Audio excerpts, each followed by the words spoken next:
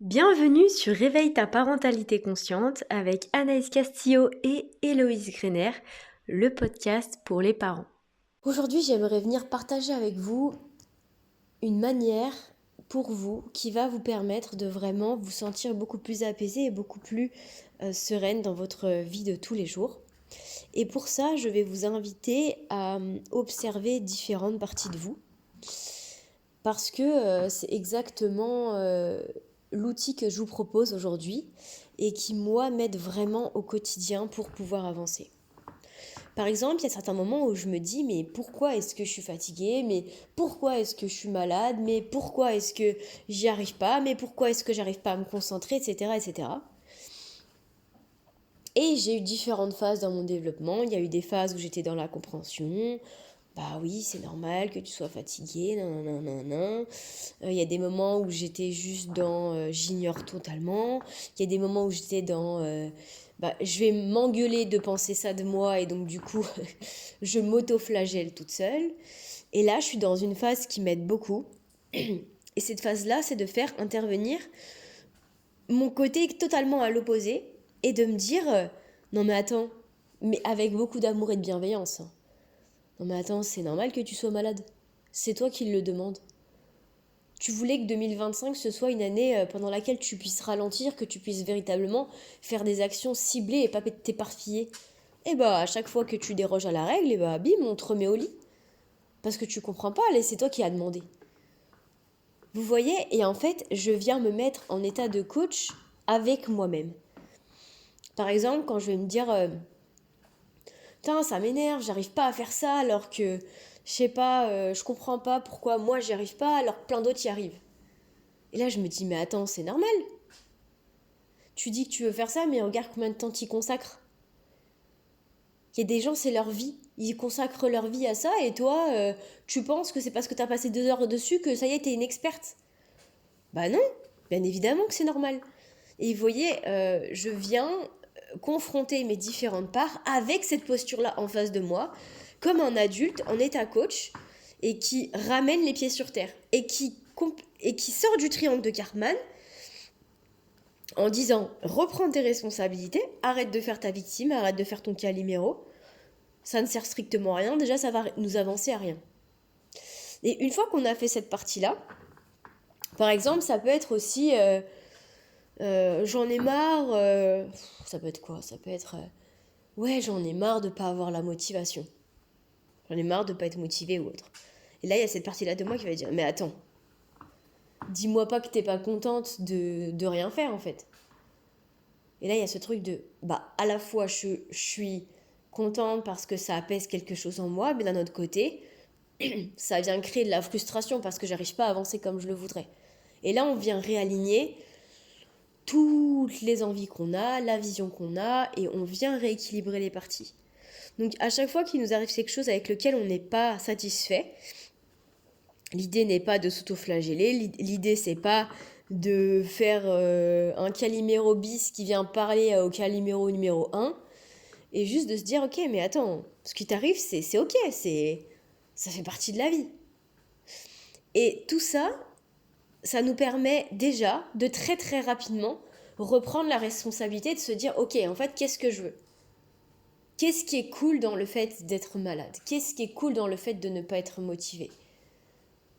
J'ai l'impression que je sais pas, la motivation. Après, une fois que quand je suis motivée pendant une journée, à la fin de la journée, je suis épuisée parce que j'ai tout donné. Ah ok. Et tu penses du coup que t'as pas assez l'énergie là maintenant pour trouver cette motivation? Oui, je pense que c'est ça. Ok, super. Alors comment est-ce que aujourd'hui tu peux faire pour faire une petite action qui t'épuise pas mais qui te permette d'avancer? Et comme ça, ce soir, tu te diras, oh punaise, trop bien, j'ai réussi à faire au moins cette chose-là. Vous voyez? Et c'est de venir comprendre ce qui se passe à l'intérieur de soi pour tout simplement se dire comment est-ce que maintenant je peux faire pour apaiser tout ça et pouvoir continuer et arrêter de me mettre en posture de Calimero parce que c'est une posture qui ne nous permet pas d'avancer et c'est pas très bénéfique si je peux dire ça comme ça.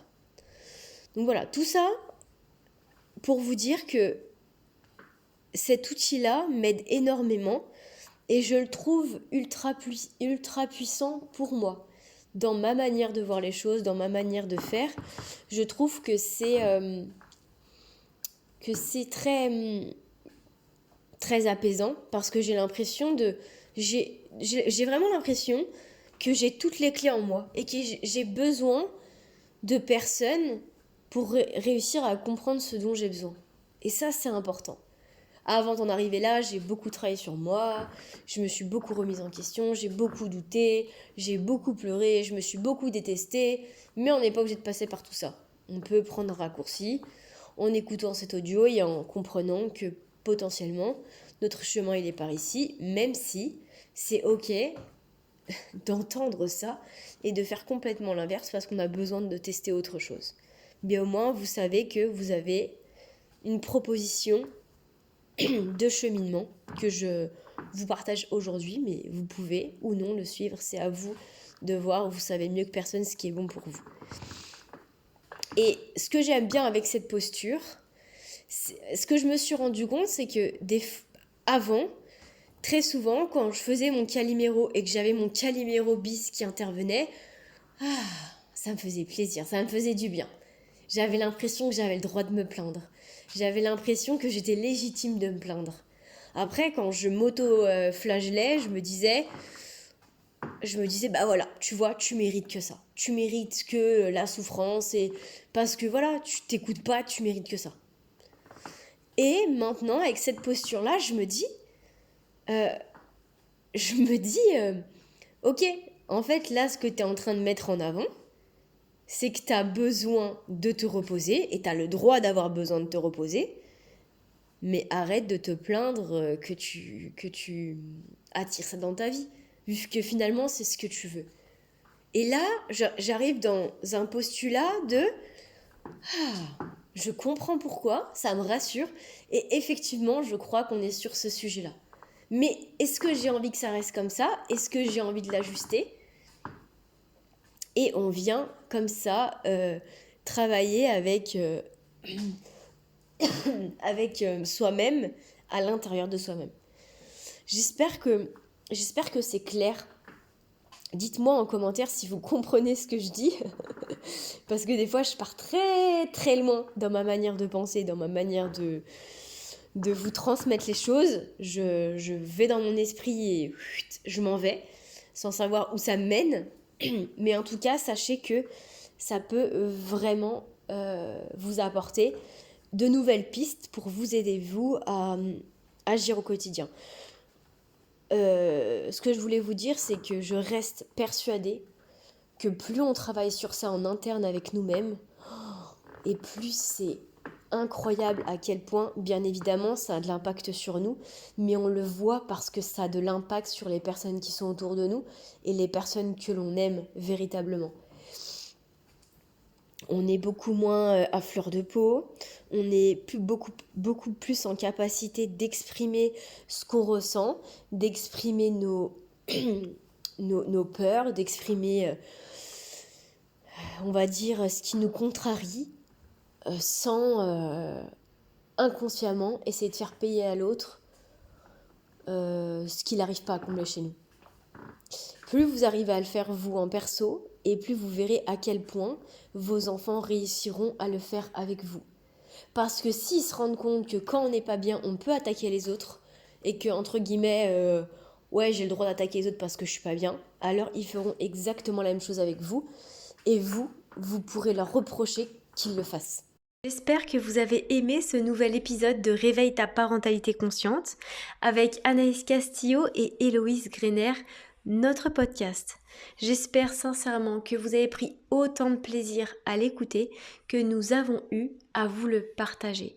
Si vous aimez que l'on se retrouve autour d'un nouveau partage autour de la parentalité consciente, vous pouvez nous rejoindre dans le cercle privé de maman et vous pourrez écouter 5 à 7 jours par semaine un audio dédié à la parentalité consciente pour vous permettre de vous rapprocher au plus près de la parentalité qui vous fait rêver. Je vous embrasse et je vous dis à très bientôt.